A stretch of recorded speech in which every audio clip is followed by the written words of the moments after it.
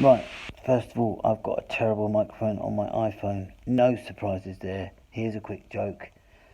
If you had to remove a veterinary app from an iPhone, yes, you would use a tiny little pair of tweezers, and the tweezers would be coated in a resinous sort of like substance, like a little surgical glove that you might use to remove like a dead fetus from a mouse. If you were doing it from an Android phone, it would be like the Irish method. You'd have a huge glove because it would have a universal base, and you'd be able to stuff your hand up the base of your Android and physically remove an app you didn't need. No, not with an Apple phone. No, it's definitely an Apple phone for a reason, isn't it?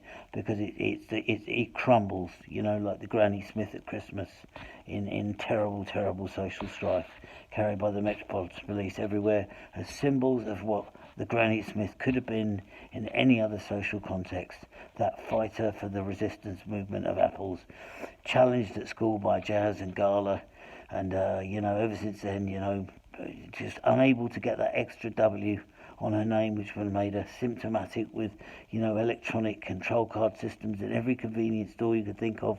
Miss W.H. Smith, but no, sorry, Miss W.H. Smith. Instead, she became just G Smith, G for Granny Smith. She just didn't get it at college or high school. That just missed that elusive W.H. and got the G instead. Now felt up by geriatrics and greengrocers.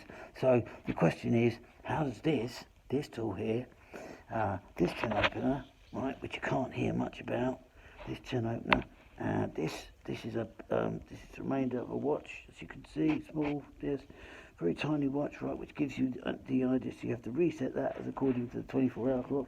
Okay, here's your hand sanitizer, right, there it is.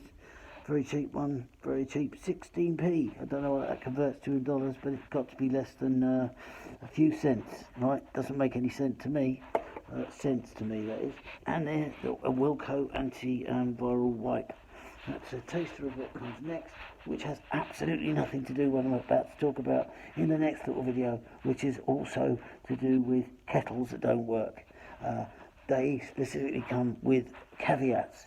Don't try and boil anything in this unless you're careful. It's just a general idea of what life entails. The metaphor for life is make sure that your kettle works, because you just don't know if it's going to go to boiling point.